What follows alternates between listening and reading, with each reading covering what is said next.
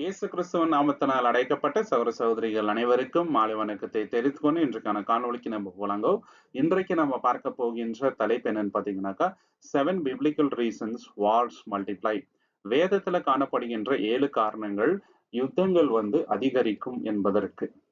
World ஃபுல்லா இன்னைக்கு நம்ம பார்த்தோம்னாக்கா போர்கள் நடந்துட்டே இருக்குதுங்க. வருஷம் தவறாம ஒரு நாடுக்கு விரோதமா இன்னொரு நாடு போர் செய்யறாங்க.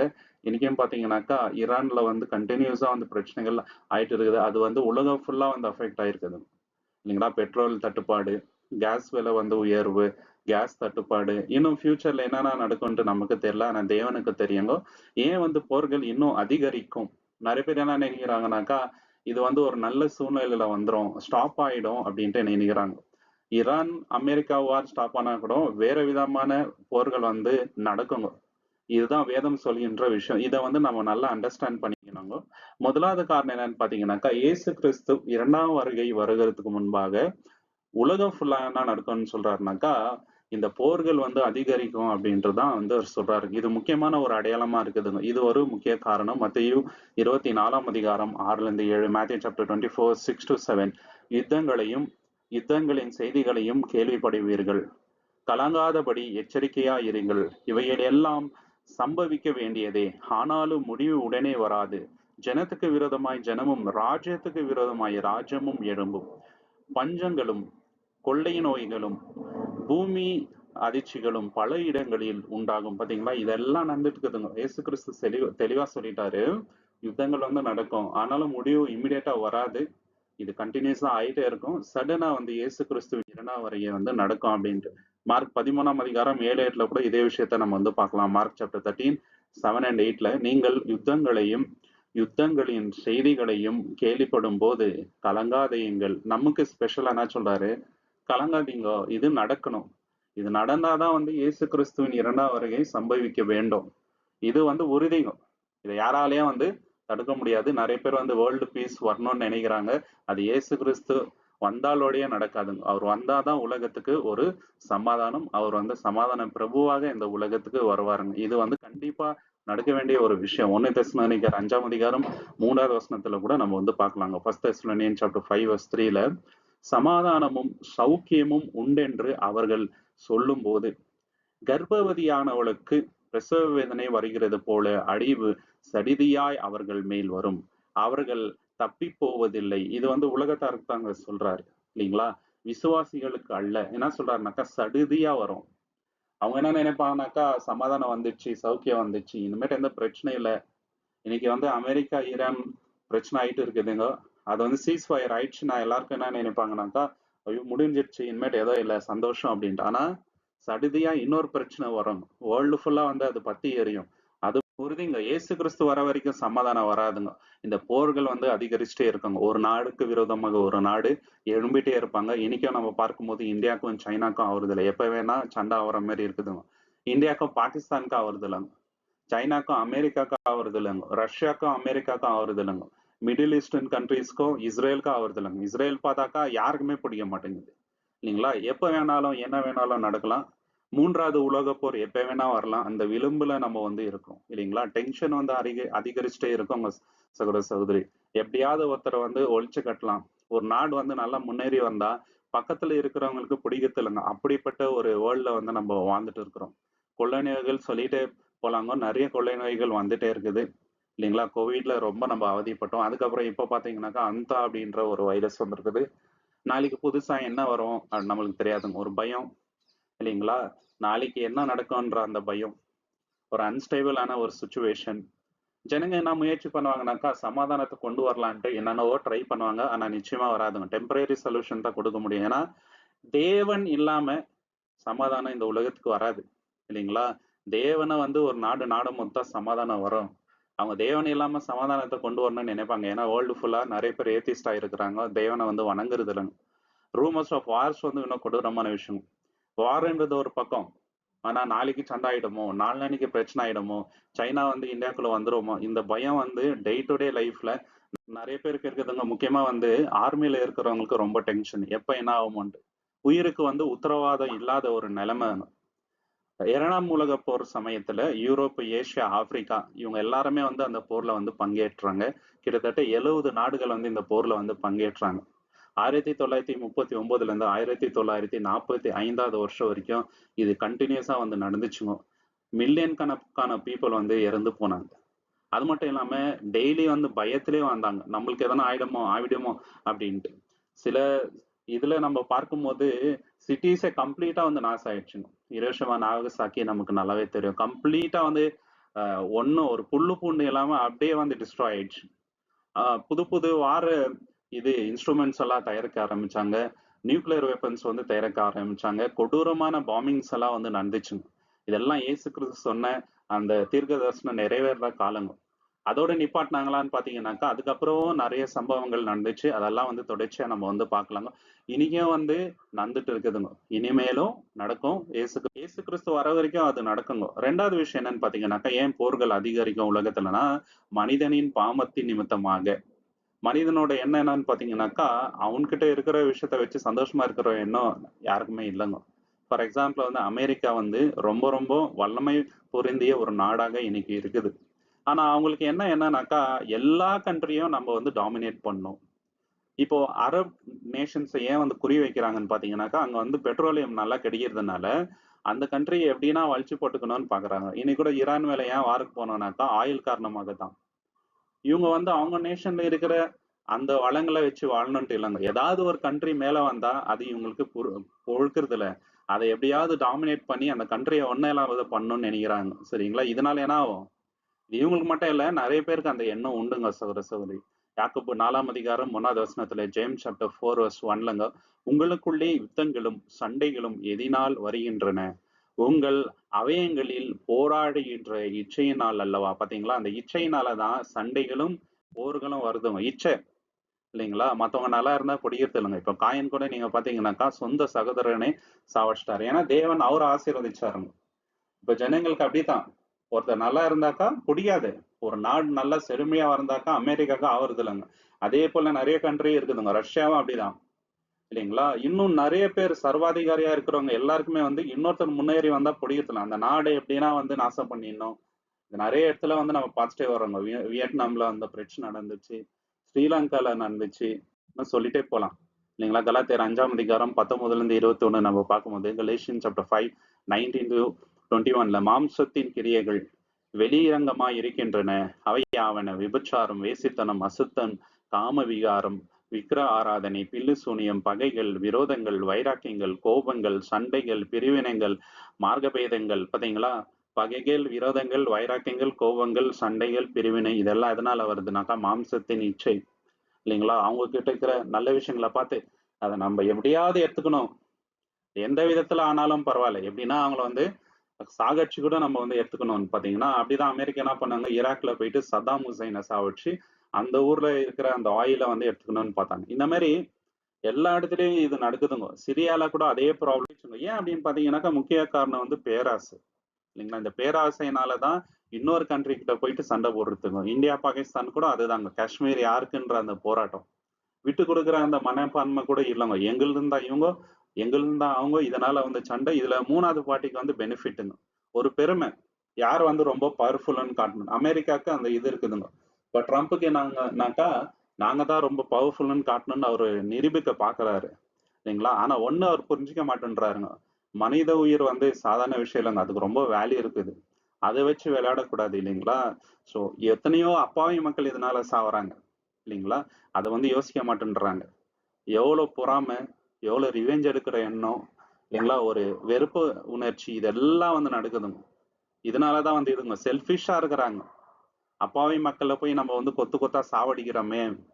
இஸ்ரேலுக்கும் பாலஸ்தீனுக்கும் கூட இதே தான் பிரச்சனை. நிறைய ப்ராப்ளம். ஏன்னா இஸ்ரேலை வந்து அழிக்கணும்னு அவங்க பாக்குறாங்க, இஸ்ரேல் வந்து ரிட்டாலியேட் பண்றாங்க. இதுவும் வந்து நடந்துட்டே இருக்குதுங்க சகோதர சகோதரி. ரவாண்டா அப்படின்ற ஒரு ஊர் இருக்குதுங்க ஆப்பிரிக்கால. 1994 1994 வருஷம் ஒரு சம்பவம் நடந்துச்சுங்க. 2 சமூகத்தார் வந்து அந்த ஊர்ல இருந்தாங்க, ஊட்டு டுட்சி அப்படின்ட்டு. இந்த 2 பேர் நடுவுல வந்து பிரச்சனை ஆயிடுச்சு இல்லைங்களா? நாங்க தான் பெருசு, நீங்க தான் பெருசு அப்படின்ற ஒரு ப்ராப்ளம் 2 பேருக்குள்ளும் ரொம்ப கொடூரமான மோதல்கள் ஏற்பட்டு அது வார் வரைக்கும் போச்சுங்க. கிட்டத்தட்ட 8 லட்சம் ஜனங்க வந்து அப்பாவி மக்கள் செத்து போனாங்க. 100 நாள் வந்து தொடர்ச்சியா நடந்துச்சுங்க. ஆல்ரெடி வந்து ஆப்பிரிக்கா கண்ட்ரி வந்து ரொம்ப புவரு. இந்த வார்னால ரொம்ப ரொம்ப கொடூரமான பசி, பட்னி இல்லைங்களா? அந்த அளவுக்கு வந்து இந்த பிரச்சனைகள் வந்து கொடூரமாயிடுச்சு. ஏன் நடந்துச்சு அப்படின்னாக்கா, முக்கியமான காரணம் பொறாமை, பழிவாங்குற எண்ணம், கோபம் இல்லைங்களா? விட்டு குடுத்து போயிருக்கலாம். ஆனா அந்த எண்ணம் இல்லங்க. இதனால தான் வந்து இன்னைக்கு வரைக்கும் ஒரு நாடுக்கு விரோதமா ஒரு நாடு வந்து இந்த போராட்டங்கள் ஆயிட்டே இருக்குதுங்க. காரணம் மனிதனுக்குள்ள இருக்கின்ற அந்த இச்சை, பேராசை, பொறாமை இது எல்லாம் தாங்க காரணம். 3வது காரணம் ஏன் வந்து போர்கள் அதிகரிக்கும் உலகத்துல அது வந்து கம்மியாவாது அப்படின்னு பார்க்கும்பொழுது, தேசங்கள் வந்து தேவனோட வழிய தேர்ந்தெடுக்காம, சுயத்துல சார்ந்து, நாங்க தான் வந்து ராஜா, எங்களுக்குன்னா மேலானவங்க யாரும் இல்ல அப்படின்ற எண்ணத்துல வாழும்போது நிச்சயமாக போர்கள் வந்து அதிகரிக்கும். இப்ப அப்படிதான் ஆயிட்டு இருக்குதுங்க. நாங்க தான் வந்து பெஸ்ட்ன்னு காட்டணும்ட்டு முயற்சி எடுக்குறாங்க. கொரியா அதுதான் வந்து பாக்குறாங்க. அமெரிக்கா அததான் வந்து பாக்குறாங்க. சைனா அததான் பாக்குறாங்க. ரஷ்யாக்கு அதுதான் எண்ணம். இல்லைங்களா? நாங்க தான் பெஸ்ட். எங்களை யாருமே தொட முடியாது அப்படின்ற எண்ணம் அவங்ககிட்ட இருக்குதுங்க. அப்பாவி மக்கள் சாவறாங்க அப்படின்ற யோசனை அவங்களுக்கு இல்ல. இல்லைங்களா? கடவுளோட வழிய வந்து நிராகரிச்சுட்டாங்க. கிறிஸ்டியன் கண்ட்ரீஸ்ல கூட யோசிக்க மாட்டேன்றாங்க. நம்ம இப்படி பண்றோமே இது தப்பாச்சே அப்படின்னு சொல்லிட்டு இல்லைங்க. இல்லைங்களா? அமெரிக்கா வந்து கிறிஸ்டியன் கண்ட்ரின்னு சொல்லப்படுகிறது. ஆனா அங்க செய்கின்ற காரியங்கள் நம்ம பார்க்கும்போது தேவனோட வழிகள்ல இல்லைங்க. சில விஷயங்கள் தேவனை அதுவும் அனுமதிக்கிறாரு. ஆனா அவங்க பண்றது எப்படின்னு பாத்தீங்கன்னாக்கா மத்தவங்க டாமினேட் பண்ணணுன்ற எண்ணம் மட்டும் தான் அவங்கள்ட்ட அதிகமா இருக்குது. நீதிமொழிகள் 14ஆம் அதிகாரம் 34வது வசனத்துல Proverbs chapter 14:34 நீதி ஜனத்தை உயர்த்தும், பாவமோ எந்த ஜனத்திற்கும் இகழ்ச்சி. பாத்தீங்களா? பாவம் என்னங்க? ஜனத்துக்கு இகழ்ச்சி. ஒரு கண்ட்ரி டவுன்ஃபால் எதனால அப்படின்னு பார்க்கும்போது பாவத்தினாலதான். ஏசாயா 48ஆம் அதிகாரம் 22வது வசனம் நம்ம பார்க்கும்போது ஐசையா சாப்டர் 48:22ல துன்மார்க்கருக்கு சமாதானம் இல்லை என்று கர்த்தர் சொல்கின்றார். இந்த துன்மார்க்க வழியில போயிட்டு மத்தவங்கள வந்து நம்ம ஆக்கிரமிச்சுக்கணும். அந்த ஊர்ல இருக்கிற வளங்களெல்லாம் நம்ம வந்து கொள்ளடிச்சுக்கலாம். அங்க இருக்கிறவங்களெல்லாம் நம்ம சாவடிச்சிடலாம் அப்படின்னு நினைக்கிறவங்களுக்கு என்னங்க லைஃப் லாங் வந்து சமாதானம் இருக்காதுங்க. தேவனோட வழியில நடக்காம நம்ம சுயத்துல சாரும்போது நிச்சயமாக சமாதானம் இருக்காது. வேதம் என்ன சொல்லுங்க? உண்மையே நம்பி இருக்கின்ற மனுஷனுக்கு தான் பூரண சமாதானத்தை வந்து தேவன் வந்து தருவார். அது எந்த கண்ட்ரி வேணா இருக்கலாம். ரோமர் 3ஆம் அதிகாரம் 16, 17ங்க. ரோமன் சாப்டர் 3, 16 and 17ல அடிவையும் சிறுமையையும் அவர்கள் வழிகளில் இருக்கிறது. சமாதான வழியை அவர்கள் அறியாதிருக்கிறார்கள். பாத்தீங்களா? அவங்க எண்ணத்துல எல்லாம் என்ன இருக்குது? அழிவு. இல்லைங்களா? சிறுமை. இதுதான் இருக்குதுங்க. நாஸ்தி பண்ணிடணும், நாசம் பண்ணிடணும், எல்லாரையும் நல்லா வாழ வைக்கணும், எல்லாரும் நல்லா இருக்கணும் அப்படின்ட்டு யோசிக்க மாட்டேன்றாங்க. இல்லைங்களா? நம்ம நல்லா இருக்கணும் அப்படின்ட்டு ரொம்ப சுயநலமா இருக்கிறாங்க ஜனங்க. அதனாலதான் போர்கள் வந்து உலகத்துல நடந்துட்டே இருக்குதுங்க சகோதர சகோதரி. உபாகமும் 28ஆம் அதிகாரம் 15வது வசனம் அப்புறம் 25லங்க டியூட்டரானமி சாப்டர் 28, 15 and 25ல என்ன சொல்றாருனாக்கா தேவன் இஸ்ரேலுக்கு ஒரு எச்சரிப்பு தராரு. தேவனோட வழியில அவரோட கட்டளையின்படி நீங்க வந்து நடக்கலைன்னா இதுல சொல்லப்பட்ட எல்லா சாபங்களும் வரும். உங்களுக்கு விரோதமா யாருன்னா போர் செய்ய வந்தா அவங்க உங்களை வந்து நாசம் பண்ணிடுவாங்க அப்படின்ட்டு அவங்களுக்கு எச்சரிக்கை கொடுக்குறாருங்க சகோதர சகோதரி. இன்று நான் உனக்கு விதிக்கின்ற உன் தேவனக கர்த்தருடைய எல்லா கற்பனையின்படியும் கட்டளையின்படியும் செய்ய எச்சரிக்கையா இராமல் போனால் இப்பொழுது சொல்லப்படும் சாபங்கள் எல்லாம் உன்மேல் வந்து உனக்கு பழிக்கும். கர்த்தர் உன் சத்துருக்களுக்கு முன்பாக நீ முறிய அடிக்கப்படும்படிக்கு செய்வார். சரிங்களா? ஒரு வழியாய் அவர்களுக்கு விரோதமாக புறப்படுவாய், 7 வழியாக அவர்களுக்கு முன்பாக ஓடி போவாய், பூமியில் உள்ள எல்லா ராஜ்யங்களிலும் சிதறடிக்கப்படுவாய். இது இஸ்ரவேலுக்கு நடந்துச்சு. உண்மையிலே நடந்துச்சுங்க. உலகம் ஃபுல்லா வந்து சிதறடிக்கப்பட்டாங்க. காரணம் தேவனோட வழியில நடக்காம அவங்கள யாரெல்லாம் வந்து துஷ்பிரயோகம் பண்ணணும்னு நினைச்சாங்களோ அவங்க கைக்கு வந்து தேவன் ஒப்பு கொடுத்துட்டாரு. காரணம் தேவனுடைய வழிகள்ல அவங்க வந்து நடக்கலங்க சகோதர சகோதரி. இதுதான் வந்து முக்கியமான காரணம். தேசங்கள் வந்து நீதியை புறக்கணிச்சிட்டாங்கன்னு வச்சுங்களேன், ஊழல் வந்து பெருகிடும். இன்னைக்கு உலகம் ஃபுல்லா ஊழல் வந்து பெருகி இருக்குதுங்க. கொடுமைகள் வந்து பெருகி இருக்குதுங்க. மாரல் வேல்யூஸ்க்கு வந்து இன்னைக்கு இடம் இல்லை. எது நீதி அப்படின்ற இடம் இல்லைங்க. அவங்க எடுக்கிற டிசிஷன்ஸ் எல்லாம் பாத்தீங்களாக்கா லீடர்ஸ் தேவனுடைய ஞானத்துல மனசாட்சியின்படி எடுக்க மாட்டேன்றாங்க. இல்லைங்களா? ரொம்ப ஏழை நாடுகள்ல போயிட்டு வந்து யுத்தம் செய்து அவங்கள வந்து நாசம் பண்றது, ஆயிரக்கணக்கான மக்கள் இதனால் செத்து போறாங்க அப்படின்ற யோசனைகள் இல்ல. சத்தியத்துக்கு விரோதமா வந்து செயல்படுறாங்க, மனசாட்சிக்கு விரோதமா வந்து செயல்படுறாங்க. தேவனுக்கு கீழ்ப்படியாம அவங்க வந்து பண்ணும்போது சமாதானம் நிச்சயமா வந்து தேசத்துல இருக்காதுங்க. எந்தெந்த தேசம் எல்லாம் தேவனுக்கு விரோதமா நடந்துக்கிறாங்களோ அந்த தேசத்துல நிச்சயமாக சமாதானம் இருக்காது. சூழல் தான் வந்து நிரந்தரமா இருக்குங்க சகோதர சகோதரி. 70ஆம் AD எருசலேம் பட்டணம் வந்து அழிக்கப்பட்டுச்சு. காரணம் தேவனுடைய வார்த்தையின்படி அவங்க வந்து நடக்கலங்க. இயேசு கிறிஸ்துவ வந்து நிராகரிச்சாங்க. இயேசு கிறிஸ்து எவ்வளவோ வார்னிங்ஸ் கொடுத்தாரு. அவங்க வந்து திருந்தவே இல்லைங்க. அதனாலதான் இயேசு கிறிஸ்து அந்த பட்டணத்தை பார்க்கும்போது அழுறாரு. இந்த பட்டணம் வந்து அழிய போகுதே அப்படின்னு நினைச்சிட்டு வந்து அழுந்தாரு. அதே மாதிரி கொடூரமான விதத்துல வந்து அழிஞ்சு போச்சு. அங்க இருந்த ஜனங்கள்லாம் உலகம் ஃபுல்லா வந்து சிதறிக்கப்பட்டாங்க. உபாகமல நம்ம வந்து வசனம் படிச்சோம் இல்லைங்களா? அதே போல வந்து அவங்களுக்கு நடந்துச்சு. காரணம் தேவனுடைய வார்த்தையின்படி அவங்க வாழாததுதான். 4வது வந்து சாத்தானோட இன்ஃப்ளூயன்ஸ் வந்து இருக்குதுங்க. சாத்தானோட தாக்கம் உலகம் ஃபுல்லா இருக்குது. சாத்தானோட வழியில தான் ஜனங்க நடுங்கணும்னு விரும்புறாங்க. அதனாலதான் வந்து போர்கள் வந்து அதிகரிக்கும். யோவான் 10ஆம் அதிகாரம் 10வது வசனம், ஜான் சாப்டர் 10:10, திருடன் திருடவும் கொல்லவும் அழிக்கவும் வருகிறான் என்று வேறொன்றுக்கும் வரான். நானோ அவர்களுக்கு ஜீவன் உண்டாயிருக்கவும் அது பரிபூர்ணம் படவும் வந்தேன். பாத்தீங்க, திருடன் எதிர்க்க வரான், அழிக்கணும், ஜனங்க நாசமா போனோம் அப்படின்றதா சாத்தானோட எண்ணங்க. ஏன் அப்படின்னாக்கா தேவன் கொஞ்ச காலம் தான் அவனுக்கு வந்து வச்சிருக்கிறாருன்னு. அவர் வந்து நிர்மலாக போறாரு சாத்தான். அதனால ஜனங்க எல்லாருமே தேவனுக்கு விரோதமா போகணும், சமாதானமா இருக்கக்கூடாது, ஒருத்தருக்கு விரோதமா ஒருத்தர் அடிச்சுக்கணும், சாகணும் அப்படின்னு தான் சாத்தான் விரும்புறது. வெளிப்படுத்தல் 12ஆம் அதிகாரம் 12வது வசனத்துல இதை பத்தி பார்க்கலாம். ரெவலேஷன் சாப்டர் 12:12, ஆகையால் பரலோகங்களே அவைகளில் வாசம் பண்ணுகிறவர்களே களி கூறுங்கள், பூமியிலும் கடலிலும் குடியிருக்கிறவர்களே ஐயோ, பிசாசானவன் தனக்கு கொஞ்ச காலமே உண்டென்று அறிந்து மிகுந்த கோபம் கொண்டு உங்களிடத்தில் இறங்கினபடியால் உங்களுக்கு ஆபத்து வரும் என்றது. பாத்தீங்களா, ஆபத்து வரும். ஏன்னா ரொம்ப கோபமா இருக்கிறாங்க. அந்த கோபத்துல என்ன பண்றாங்கனாக்கா ஜனங்களோட இதயத்துல ஒரு வெறுப்புணர்ச்சி, பொறாமை, சரிங்களா, ஏமாத்துறது, பிரிவினைய வந்து கொண்டு வராரு. நீ தான் வந்து பெருசு. வேர்ல்ட் லீடர்ஸ் என்ன பண்றாங்க, நாங்க தான் பெருசுன்றத காட்டுறோம், நாங்க தான் நம்பர் 1. ஆனா மத்தவங்க இதனால வந்து பாதிக்கப்படுறாங்களே, அப்பாவி மக்கள் வந்து கொத்து கொத்தா சாவுறாங்களே, நம்ம அப்படி பண்ணக்கூடாதுன்னு யோசிக்கிறது இல்லைங்க.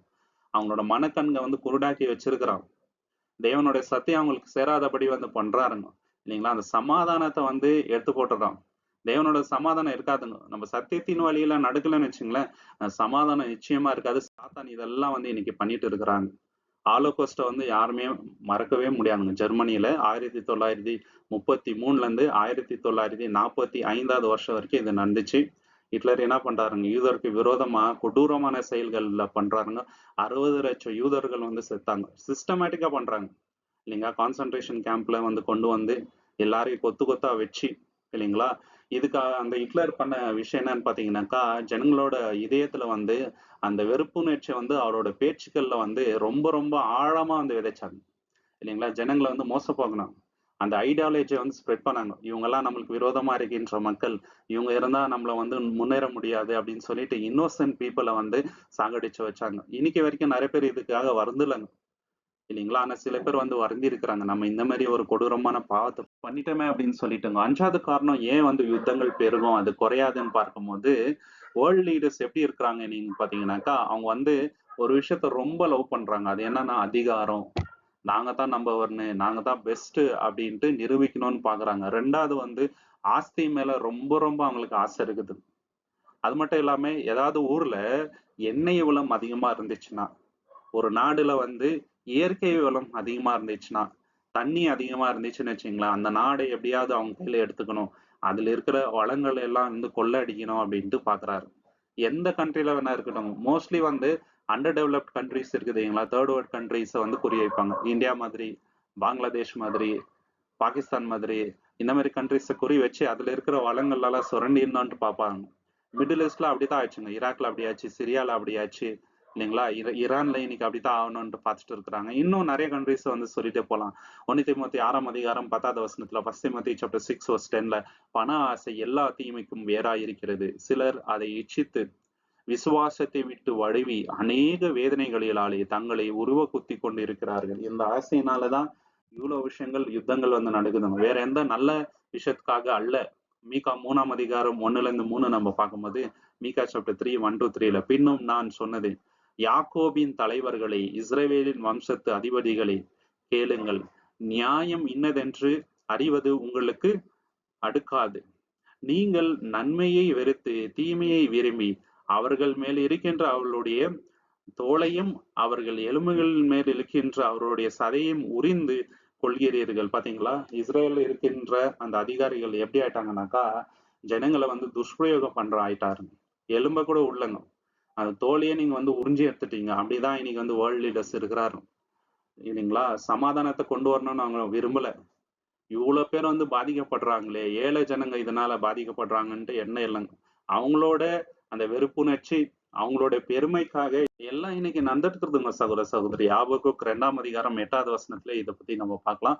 ஆபகுக் சாப்டர் 2 verse 8ல, நீ அநேக ஜாதிகளை கொள்ளையிட்டபடியினாலும் மனுஷனுடைய ரத்த சிந்துதலை நிமித்தமும் நீ தேசத்துக்கும் நகரத்துக்கும் அதன் குடிகள் எல்லோருக்கும் செய்த கொடுமை நிமித்தமும் ஜாதிகளில் மீதியானவர்கள் எல்லோரும் உன்னை கொள்ளையிடுவார்கள். நீ என்ன பண்ண?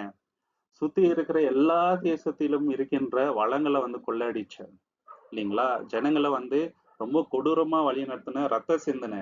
அதனால உன்கிட்ட இருக்கிற எல்லா விஷயத்தையும் அவங்க வந்து கொள்ளையிடுவாங்க. இன்னைக்கு நிறைய பேர் அப்படிதான் நினைச்சிட்டு இருக்கிறாங்க. நம்மள யாருமே கை வைக்க முடியாது, நம்ம தான் வந்து வேர்ல்டு பவர் அப்படின்ட்டு.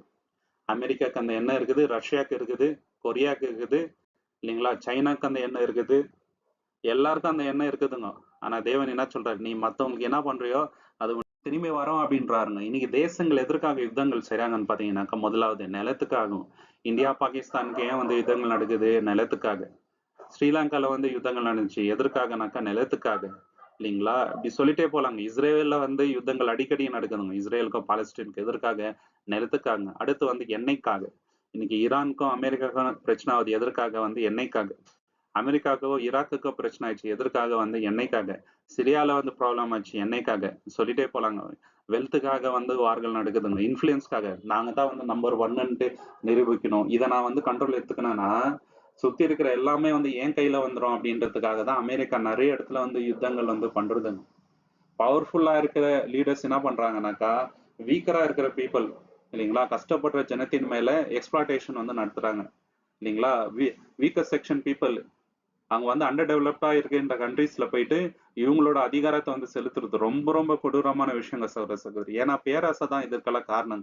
கண்ட்ரோல் எடுத்துக்கணும்ன்ற அந்த காரணத்தினால நிறைய கவர்மெண்ட் வந்து கொலாப்ஸ் ஆயிருக்குதுங்க. இதனால வந்து சமாதானத்தை வந்து கொண்டு வரையாதுங்க சகோதர சகோதரி. குவைத்துக்கும் ஈராக்குக்கும் வந்து ஒரு போர் நடந்துச்சு. எப்போ நாக்கா 1990ல இருந்து 1991 வருஷம் வரைக்கும் நடந்துச்சுங்க.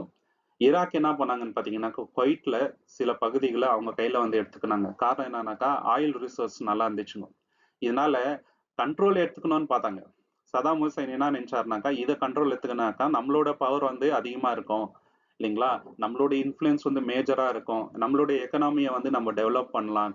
பேராசை தான் இதுக்கு வந்து முக்கிய காரணங்க சகோதர சகோதரி. 6வது காரணம் ஏன் வந்து போர்கள் அதிகரிக்கும் வேதத்தின் அடிப்படையில நம்ம பார்க்கும்போது, ஒண்ணு வந்து பயம் ஒரு காரணங்க, 2வது வந்து நிலையற்ற தன்மை, இன்ஸ்டெபிலிட்டி.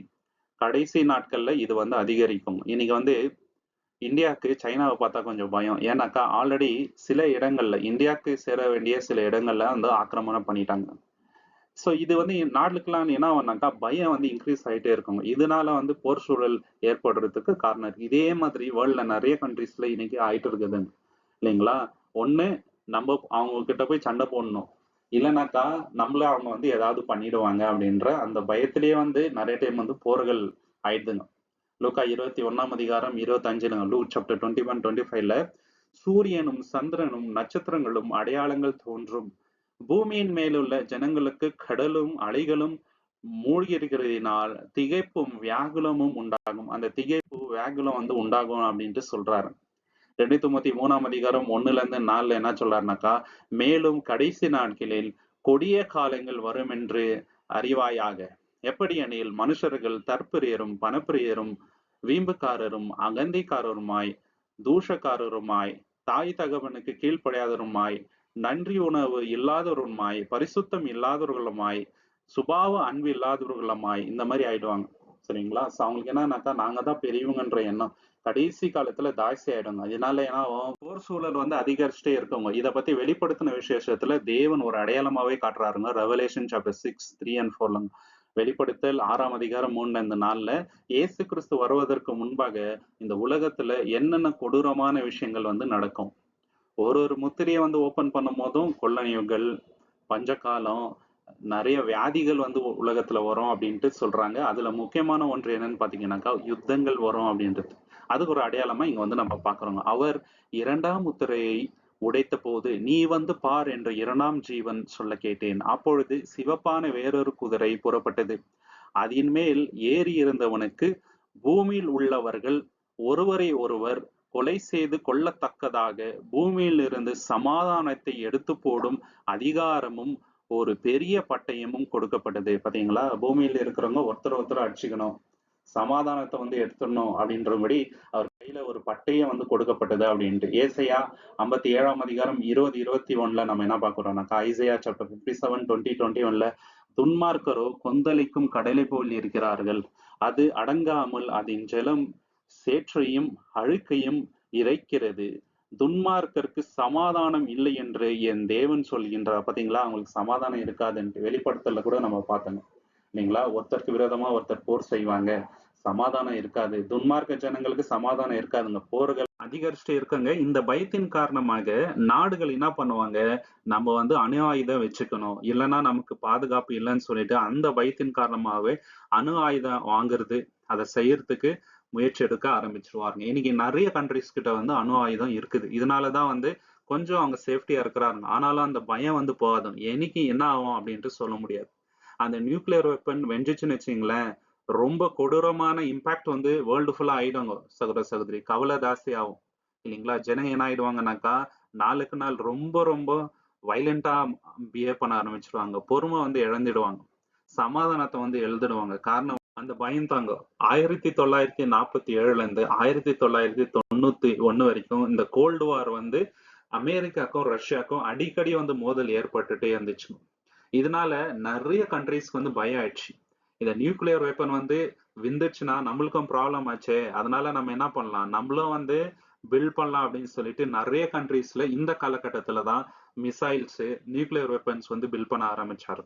அவங்களோட எக்கானமில நிறைய பணம் எதுல இன்வெஸ்ட் பண்ணாங்கன்னு பாத்தீங்கன்னாக்கா, ஆர்மிக்காக இன்வெஸ்ட் பண்ணாருங்க. குரோத்துக்கு இன்வெஸ்ட் பண்ணாம ஆர்மிக்காக நிறைய இன்வெஸ்ட் பண்ண ஆரம்பிச்சாருங்க. இன்னைக்கு வரைக்கும் இவங்க ரெண்டு பேருக்கும் வந்து சண்டை ஆயிடுமா அப்படின்ற பயம் வேர்ல்டு ஃபுல்லா இருக்குங்க. அமெரிக்காக்கும் ரஷ்யாவுக்கும் ஒருவேளை போர் சூழல் ஏற்பட்டுச்சுனாக்கா, இதனால நிறைய பாதிப்புகள் வந்து உலக ஃபுல்லா வருங்க சகோதர சகோதரி. 7வது காரணம் ஏன் வந்து போர்கள் உலகத்துல அதிகரிக்கும் அப்படின்னு பார்க்கும்பொழுது, தேவன் வந்து இத ஒரு எச்சரிக்கையா பயன்படுத்துறாருங்க. தேவன் வந்து அலோ பண்ணி விட்டுட்டு இருக்கிறாரு. மனுஷனே திருந்தி வரட்டும், தேவனோட வழியில நடக்கட்டும், இந்த பொறாமை, இந்த கோபம் இது எல்லாத்தையும் விடணும். ஏன்னா இந்த நியூக்ளியர் வெப்பன்னால எவ்வளவு பாதிப்பு வந்துச்சு அப்படின்ட்டு ஜனங்களுக்கு நல்லாவே தெரியும். இப்ப சண்டை போடுறதுனால யார் பாதிப்படைகிறது? ஜனங்கள் தான்.